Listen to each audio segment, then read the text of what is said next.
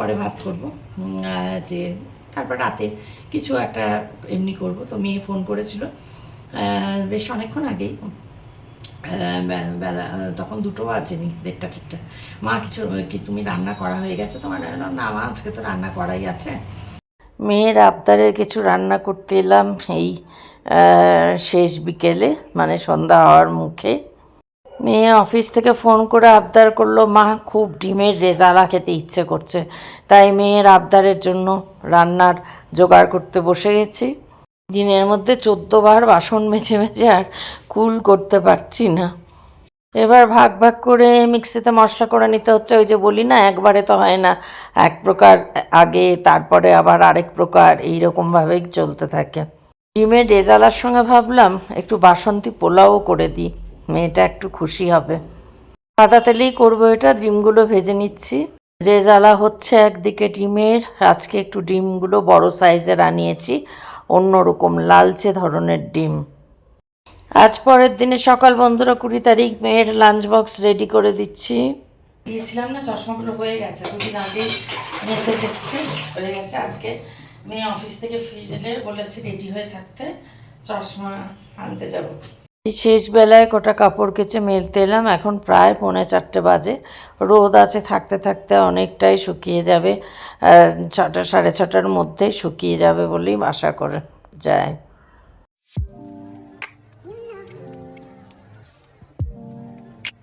Good evening বন্ধুরা, 4:47 বাজে, আর আজকে হচ্ছে 19শে ফেব্রুয়ারি আর বুধবার।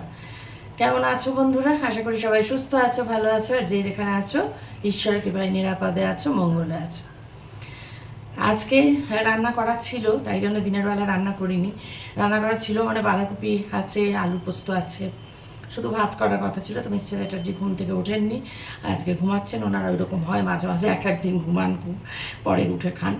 তো আমি ভেবেছিলাম পরে ভাত করব, যে তারপর রাতে কিছু একটা এমনি করব। তো মেয়ে ফোন করেছিল বেশ অনেকক্ষণ আগেই, বেলা তখন 2টো বাজেনি, 1:30 মা কিছু কি তুমি রান্না করা হয়ে গেছে তোমার? না মা, আজকে তো রান্না করাই আছে। তো বললো যে আমার না একটা ফুল খেতে ইচ্ছা করছে। বললাম কি বল? তো বললো যে ডিমের রেজালা। তাই বললাম অবশ্যই করে দেবো। এখন আমি বললাম কালকের জন্য, বললো না রাতে। আমি বললাম ঠিক আছে করে দেবো, কোনো ব্যাপার না। তো এখন সেই জন্য মানে প্রস্তুতি নিতে এসেছি, মানে সন্ধ্যাতে করবো রান্নাটা। তো ভাবলাম ডিমের রেজালা করছি, তার সঙ্গে একটু বাসন্তী পোলাও করে দিই, তাহলে হয়তো মেয়েটা খুশি হয়ে যাবে আরও। সাদা ভাতের থেকে একটু বাসন্তী পোলাও করে দিই। তো এখন চালটা ধুয়ে স্ট্রেনারে মেলে রেখে রাখি শুকোনোর জন্য। আর ডিম সেদ্ধ করতে দিতে হবে। একটা কড়াই খালি করতে হবে, যেহেতু 2টো কড়াই আটকানো, একটা কড়াই খালি করে সেটা ভাজতে হবে, তা নাহলে রান্না করবো কোথায়, কিসে? তো এই তো সেই জন্যেই আসা রান্নাঘরে। ভেবেছিলাম আজকে তো এই বেলা হয়ে গেল, তারপর রাত্রিবেলায় ওই কুচকাচ হয়তো ডিম ভাজা, একটু ডাল করলাম, এইগুলো। তো যাই হোক, তাতে আমার কোনো ইয়ে নেই। মেয়ে খেতে চেয়েছে আর মা সেটা করে দেবে না, এটা হয় না। মা আছে যখন, মা যদি না থাকে তাহলে তো জীবনে কিছু মানে কোনো ইচ্ছেই পূর্ণ হবে না। হাজার মায়ের হাতের খেতে ইচ্ছে হলেও সেটা পূর্ণ হবে না। আমার ওরকম হতো যখন আমার মেয়ে হয়েছিল, মানে আমার প্রেগন্যান্সি পিরিয়ডে খুব ইচ্ছে হতো মায়ের হাতের কিছু রান্না খাওয়ার, কিন্তু দুর্ভাগ্য আমার মা তো আমার বিয়ের আগেই চলে গেছে, তো সেটা হতো। তো সেই জন্যে মেয়ের কিছু ইচ্ছে হবে মায়ের হাতে খাওয়ার, মা আছে এখানে এখনও, মানে জীবিত, শুধু এখানে বলে না, এখানে তো আছেই প্লাস জীবিত, সে মা করে দেবে না, এটা কখনোই হতে পারে না। এটাই এটাই স্যাটিসফ্যাকশান, এটাই কোথায় বেঁচে থাকার, এটাই যে সন্তান যা চাইবে তাকে দেওয়া। চলো কাজ শুরু করি। মেয়ের আবদারে ডিমের রেজালা সব মশলা করতে এসেছি, সব কাটাকুটি করে নেব। তার সঙ্গে মনে হলো হঠাৎ যে ভাত দিয়ে রেজালা না খেয়ে যদি একটু পোলাও দিয়ে খাওয়া যায়। পোলাও বলতে আজকে আমি বাসন্তী পোলাও করছি। চালের কথা তো তোমরা জানোই যে এখানের যে চাল সেই চালেই হয়, সেগুলো দেরাদুন রাইসই। সেই জন্য আলাদা করে আর দেরাদুন রাইস কেনার প্রয়োজন পড়ে না। এটা একটা সুবিধে, ঘরের চাল দিয়েই হয়ে যায় ফ্রাইড রাইস বলো, পোলাও বলো, আর বিরিয়ানি বলো, যা কিছু। তো যাই হোক, তো আমি চালটা ভালো করে ধুয়ে স্ট্রেনারে একটু ছড়িয়ে দিলাম শুকানোর জন্য। আর আমি এবার ডিম সেদ্ধ করতে দেব। আজকে আমি না ডিম আনিয়েছি ব্লিঙ্কিট থেকে, লালচে রঙের যে ডিম থাকে না একটু বড় সাইজের, সেইগুলো। তার কারণ কি, ডিমের রেজালায় হাঁসের ডিমে করলে খুব ভালো হয়, মানে রেজালাটা। এমনি নর্মাল ধরো পোলট্রির ডিমেও করা যায় অবশ্যই, কিন্তু হাঁসের ডিমের মানে টেস্টটাও ভালো হয়। তো এখানে তো হাঁসের ডিম তো আর পাবো না, কিন্তু ওই লালচে কালার একদম সেই ডিমগুলো একটু সাইজেও বড় হয়। তো সেই ডিম আনিয়েছি 2 বাক্স, মানে 6টা করে থাকে, 6টা 6টা 12টা। তো পুরোটাই আমি 6টা 6টা 12টাই করে রাখবো। তার কারণ ইচ্ছে মতন যদি 2টো কি 3টে খেতে ইচ্ছা হয়, তো খাবে, মেয়ে খাবে বা মেয়ের বাবা খাবে, আমি তো একটার বেশি খাবই না। আর আমি তো আজকাল দেখছো রাত্রিরে একটুখানি সামান্য হয়তো ভাত খাচ্ছি, কোনো দিন দিনের বেলা তো একদমই খাচ্ছি না। তো সেই জন্য আজকেই প্রথম এই ডিমগুলো আনালাম। রেজালার জন্যে এই পেঁয়াজ কাটাকুটি করতে বসে গেছি। পেঁয়াজ দেবো, যেহেতু 12টা ডিম, সেই জন্য আমি 3টে পেঁয়াজ, 3টে কি 2টো পেঁয়াজ ইউজ করব বড় বড়। আর রসুনের কোয়া। তো রসুনের কোয়াটা একটা সুবিধা হয়েছে, সেদিন তোমরা দেখেছো বন্ধুরা, যে আমি মানে ছাড়ানো রসুন আনিয়েছি এবার ব্লিঙ্কিট থেকে, মানে কোয়া যেগুলো ছাড়ানো। তো সেইটা আছে, খুব পরিষ্কার সুন্দর কোয়াগুলো। তো সেইটা আমার সুবিধা হয়ে গেল। আর এই পেঁয়াজ 2টো কেটে নিচ্ছি, রসুনের কোয়া দেব মানে 7-8টা কোয়া মতন। আর আদা দেব টুকরো করে, মানে একসঙ্গে আদা রসুন আর পেঁয়াজটা পেস্ট হবে। এই দেখো, এই যে রসুন এরকম বক্সে করে সেদিন এনেছিলাম, একটু যেমন জলে ধুয়ে নিই সেরকম ধুয়ে নিলাম। এবার আদার খোসা ছাড়িয়ে এই কয়েকটা টুকরো আদা দেব, একসঙ্গেই পেস্ট হবে। এইটা পেস্ট হয়ে গেলে এরপরে একটুখানি উষ্ণ জলে ভিজিয়ে রেখেছি কাজু বাদাম আর পোস্ত। তো কাজু আমি বাড়ি থেকে যে কাজু এনেছিলাম সেই কাজু তো শেষ হয়ে গেছে। এখন এরপরেও আমি আনিয়েছিলাম ওই ভাঙা কাজুগুলো, রান্নার জন্য সুবিধা। সেই এক প্রস্ত সেটাও শেষ হয়ে গেছে, আবার আজকে আনলাম। আর পোস্ত যে বাড়ি থেকে এনেছিলাম সেটাও শেষের পথে, ওই জন্য আজকে আশীর্বাদের একটা পোস্ত আনলাম, তবে ছোট্ট প্যাকেট একদম, বুঝতে পেরেছো তো। তো যাই হোক, ওরকম যখন হবে তখন তো পাওয়া যাবে পোস্ত, এটা একটা বড় পাওয়া যাবে কি যাবে না এই কারণে আমি সঙ্গে এনেছিলাম। দেখো বন্ধুরা, ডিম সেদ্ধ হয়ে গেছে, এবার ডিমগুলো ছাড়াবো। এই দেখেছো, লালচে, একদম লাল রঙের, আর সাইজটা অনেকটা বড়। এটাই তো মনে হলো যে হয়তো টেস্টি হবে। এখন ডিমের টেস্ট কীরকম হবে সেটা তো অবশ্যই খাওয়ার পরে বোঝা যাবে, কিন্তু বেশ বড় বড়, আর বাইরে থেকে দেখতে তো ভালো লাগছে লালচে, যেহেতু কুসুমটাও একটু মানে হলুদই হয় এগুলোর, মানে হাঁসের ডিমের কুসুম যেরকম হয় অনেকটা সেই রকম। তো এইগুলো এখন ছাড়িয়ে নিচ্ছি, তারপরে তো এগুলো ডিমগুলো ভেজে নেব। তো সন্ধ্যা এখন হয়ে গেছে, ওদিকে টিভিতে খবর শুনছি, শুনতে শুনতেই কাজগুলো করছি।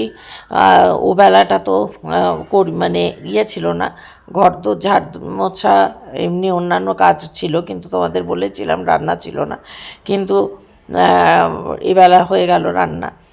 তো এবেলার রান্নাটা যেহেতু হয়ে গেল, সেহেতু কালকে দিনের বেলাটা চলে যাবে, তারপরে রাতেরটা তখন আবার রাতে ভাবতে বসবো। যদিও আগামীকাল সম্ভবত ওই চশমা হয়ে গেছে আমার, সেই চশমা দুটো আনতে যাব মেয়ে অফিস থেকে ফিরলে। তো কালকে রাতে কি হবে জানি না, মানে মোট কথা ডিম তো বেশি করেই করেছি, হয়তো কালকে রাতেও হয়ে যাবে। আমি তো এই বেলা খাই না, মেয়েকে লাঞ্চে দিয়ে দিয়েছি, আর ওর বাবা খাবেন, তারপরেও তো থেকে যাবে। 12টা ডিম করেছি, বুঝতেই পারছো। তো যাই হোক, বাসন বাসন বাসন বাসন মাজতে মাজতে আর হয়ে যাচ্ছে, বললাম তো। এরপরে হাতে না হাজা হয়ে যায়, মানে এমন খড়খড়ে হয়ে যাচ্ছে হাতগুলো। এই যে তোমাদের বললাম আলসেমির চোটে না হ্যান্ড ক্রিম না বডি লোশন কিচ্ছু দিতে আর তখন ইচ্ছে করে না। তবে বাসন মানে মেজেই যাচ্ছি আর মেজেই যাচ্ছি, যে শেষ আর হচ্ছে না। এক প্রস্ত শেষ হচ্ছে তো আরেক প্রস্ত শুরু, আর এক প্রস্ত শুরু হচ্ছে, তারপরে এক প্রস্ত শেষ, এই আর কি চলছেই। তো যাই হোক, করতে যখন হবেই তখন তো আর কিছু করার নেই। এবার চলে এসেছি বন্ধুরা ভাগে ভাগে মিক্সিতে মশলা করতে। ওই যে বললাম, যতই মনে হয় যে মিক্সিতে তো মশলা এমন কি কঠিন কাজ, কিন্তু এই যে ভাগে ভাগে আগে পেঁয়াজ আদা রসুনটা বেটে নিয়ে সেটাকে নামিয়ে রেখে আবার মিক্সির বাটির ধুয়ে তারপরে কাজু কিশমিশটা, কিশমিশ বলছি, কাজু আর পোস্তটা বাটবো। তো এই মানে চলতেই থাকে। মানে 2-3 রকমের মশলা করতে গেলে মিক্সি বাটি ধুয়ে করতেই হয়। তো যাই হোক, এগুলো রেডি করে নিচ্ছি। এরপরে ডিমটা রাখা আছে, ডিমটাও ভেজে নেব। সাদা তেলেই করব সবটা, পরে ঘি ইউজ করব। চাইলে সাদা তেলের সঙ্গে ঘি ইউজ করেও করা যাবে, তো আমি ঘিটা পরেই ইউজ করব ভাবছি। আগে সাদা তেলে ডিমগুলো ভেজে নিই। তো এই দেখো, এবার কাজু আর পোস্তটা বাটতে নিয়েছি। তো একটুখানি বাটার পর আর একটু জল দিতে হবে, তো সেই করে বেটে ভাজার জন্য কড়াই বসিয়ে দিয়েছি সাদা তেলে। তো বললামই তোমাদের, সাদা তেলও গরম হয়ে গেছে, এবার ডিমগুলো দিয়ে দিচ্ছি। ঢাকা দিয়ে দিয়ে ডিম ভাজছি বন্ধুরা, তা নাহলে জানোই তো ফটফট করে একবারে ফেটে যাবে। একসঙ্গে সবগুলো ডিম ভাজা যায়নি, আলাদা আলাদা করে ভাজতে হলো। 12টা ডিম একসঙ্গে ভাজা যাবে না, ওই জন্য ভাগ ভাগ করে ভেজে নিচ্ছি। ডিমটা ভাজা হয়ে গেলে ফোড়নে দেব গোটা গোলমরিচ, শুকনো লঙ্কা, তেজপাতা, ছোটো এলাচ, একটা বড় এলাচ, লবঙ্গ, দারচিনি আর জয়িত্রীর ফুল, এইগুলো দেব। দেওয়ার পর যখন গন্ধ বেরোবে সুন্দর মশলার, তখন ওই আদা রসুন আর পেঁয়াজ বাটাটা দিয়ে দেবো। ওটা হলে দেব একটুখানি ফ্যাটানো টক দই। এ দেখো পেঁয়াজ রসুন আর আদা বাটাটা দিয়ে দিলাম, একটুখানি চিনি দিলাম, সামান্য কালার। এটা যদিও সাদাটে হবে, তবে খুব সাদা করব না, খুব সাদা করলে কেমনই লাগে একটা দেখতে। একটুখানি হলুদ দেব না, দেব একটুখানি কাশ্মীরি লাল মির্চ, আর তারপরে একটু ফ্যাটানো দই দেব। আর তারপরে ওই পোস্ত আর কাজু বাটাটা, এই দেখো মিক্সিটা ধুয়ে দিয়ে দিচ্ছি। একটু গরম জল বসিয়ে দিয়েছি, এখানে গরম জল দেব। এটা তো মানে ঝোল হবে না, এটা গা মাখা গ্রেভি হবে, যেহেতু শুধু ডিমের রেজালা, এখানে তো আলু টালু নেই, তাই জন্য। তো তারপরে শেষে যেমন একটুখানি গোলমরিচ আগেও দিয়েছি, পরেও, আর ঘি তো দেবই, আর দেব হচ্ছে কেওড়া ওয়াটার, একটু কেওড়া জল রেজালাতে, কিন্তু ওটা মাস্ট, এটা দিতেই হয়। তোমরা সবাই জানো, তোমরা অনেক ভালো করতে পারো, আমি কীরকম করে করলাম সেটাই আর কি বললাম। এবার এগুলো হয়ে গেল, ডিম দিয়ে দিলাম, ডিমের রেজালা হয়ে আসার পথে আর কি।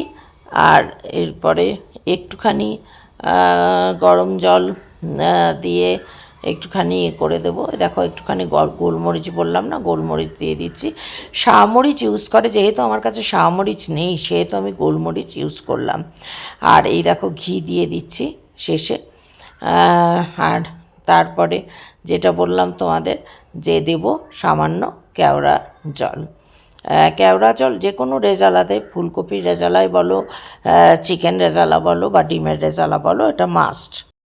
এই দেখো বন্ধুরা, আজ রাতের মেনু এই যে বাসন্তী পোলাও। একটু কম লাগছে, তার কারণ মিস্টার চ্যাটার্জিকে অলরেডি দেওয়া হয়ে গেছে, মেয়ের আর আমার খাওয়া হয়নি। আর এইখানে হচ্ছে ডিমের, এই যে ডিমের রেজালা। তো এই হলো আজকে রাতের মেনু, যেটা কালকে মেয়ের লাঞ্চে নিয়ে যেতে পারবে। বন্ধুরা, আগের দিন ব্লগটা শুরু করেছিলাম, আজ পরের দিন সকাল 20 তারিখ, আজকে ফেব্রুয়ারির। মেয়ের লাঞ্চ রেডি করে দিয়ে দিচ্ছি, বাসন্তী পোলাও ওকে দিয়ে দিচ্ছি আর দিয়ে দেবো ডিমের রেজালা। আজকে দুটো টিফিন ক্যারিয়ার নেবে, যেহেতু আজকে তো আর ডালের ব্যাপার নেই, তাই জন্য বাসন্তী পোলাও আর ডিমের রেজালা। বললো দুটোর বেশি না। আমি জিজ্ঞেস করলাম ডিম নিবি কি না, বললো না দুটোর বেশি না। ঠিক আছে, বাড়ি এসে পরে খাবে, রাত্রিরে খেতে পারবে। তো এইবার বাসন কোসন সব মাজবো, ও বেরিয়ে গেলে পরে কাজ শুরু হবে। শুভ সকাল বন্ধুরা, 11:36 বাজে, দেরি করেই। তো কালকে শুরু করেছিলাম ব্লগটা, কালকে বিকেল থেকে। কালকে বলেছিলাম রান্না নেই, তারপরে বিকেলবেলায় তো রান্না বান্না করলাম। আজকে ওই জন্য এখন আবার বলছি রান্না নেই, ভাত বসাই। মিস্টার চ্যাটার্জি বলছেন খিদে পেয়ে গেছে, খিদে পেয়ে গেছে। এখন 11টা, বললাম এটা 47। তো ভাতের হাঁড়ি মাজবো আর এগুলো গরম বসাবো।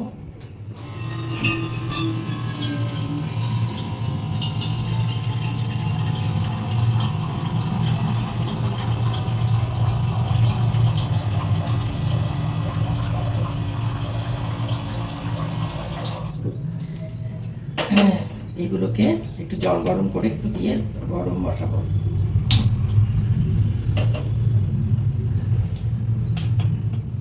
গরম করে ভাতের হাঁড়িটা মেজে ভাতটা বসাবো। ভাতের হাঁড়িটা মাঝে চলো। আজকে আমার চশমাগুলো বানাতে দিয়েছিলাম না, চশমাগুলো হয়ে গেছে, দুদিন আগে মেসেজ এসছে, হয়ে গেছে। আজকে মেয়ে অফিস থেকে ফিরে বলেছে রেডি হয়ে থাকতে, চশমা আনতে যাব। মানে ওই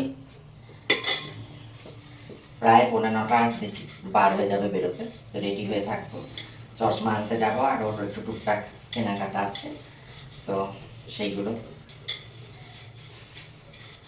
তারপর তো কালকে ইচ্ছা আছে হসপিটালে যাওয়ার, যে যা যা বাকি আছে যেগুলো কতটা কি করতে পারি দেখি। তো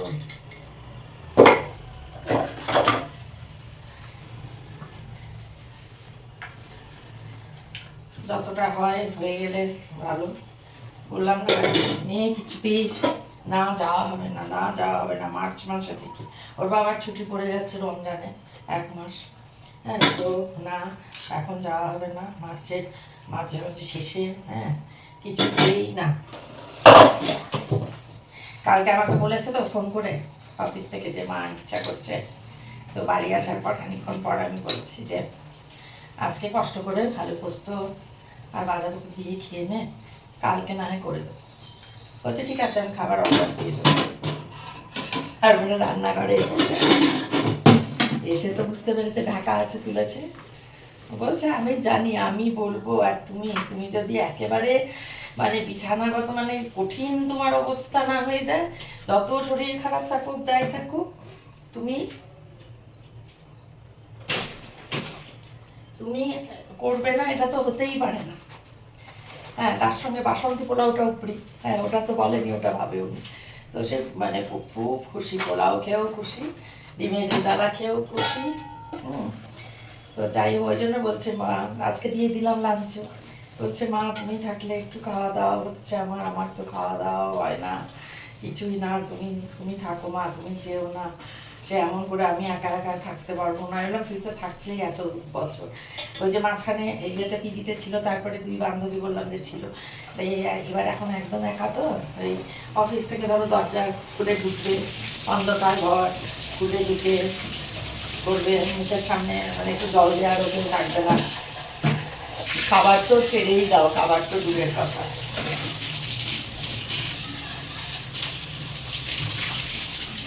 তো সেই জন্য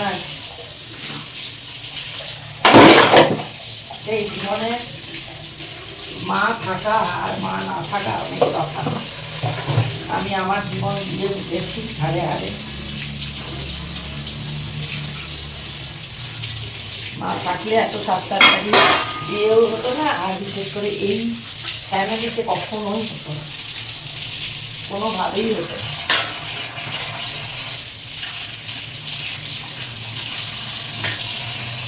তো সেটাই মায়ের ভূমিকা সন্তানদের কাছে একটা বিরাট, এটা অস্বীকার করার কোনো জায়গা নেই। যদিও আজকাল কিছু কিছু মা দেখছি বাচ্চা কাচ্চা ছেড়ে পালিয়ে যাওয়ার কথাটা ভুল করলাম, মানে বাড়ি ছেড়ে চলে যাচ্ছে নিজেদের, শুধুমাত্র নিজেদের সুখের কারণে। তো তবে সেটা সংখ্যায় অনেক কম, মাই হয় সেটার সংখ্যা অনেক কম। যদিও এগুলো হচ্ছে, এগুলো আমাদের ভাবনার বাইরে যে সন্তানকে ফেলে মা চলে যেতে পারে, কিন্তু এখন দেখছি না পারছে, কিন্তু তবুও এখনো অনেক কম, তাই না বলো? করে মিস্টার চ্যাটার্জিকে কেটে দেওয়া হয়ে গেছে। রান্নাঘরের বাসন কোসন গোছানোর পালা, বাসনটুকু এবেলার মাজা হয়ে গেল। ঘরদোর ঝাড়মোট সব কিছু স্নান ধান সব হয়ে গেছে। মেশিনে কাপড় কাচতে দিয়েছিলাম, এই শেষ বেলায় প্রায় 3:45 কাপড়গুলো মেলে দিই, 6টা 6:30টার মধ্যেই শুকিয়ে যাবে সবগুলো। তো আজকে এই কাপড় মেলতে মেলতেই ব্লগটা শেষ করে দিই, গতকালের শুরু করা ব্লগটা। যদি পুরো ব্লগটা দেখে তোমাদের ভালো লাগে তাহলে অবশ্যই লাইক করো, কমেন্ট তো অবশ্যই করো। আর নতুন বন্ধু যারা এখনও আমার পরিবারে আসেনি, ঝটপট চ্যানেলটা সাবস্ক্রাইব করে চলে এসো আমার পরিবারে। তো ঠিক আছে বন্ধুরা, আজকের মতন বিদায় নিচ্ছি। দেখা হচ্ছে খুব শিগগিরই অন্য একটা ব্লগে। ততক্ষণ সবাই খুব খুব ভালো থেকো, সুস্থ থেকো, নিরাপদে থেকো, আর আমার ব্লগগুলো দেখতে থেকো।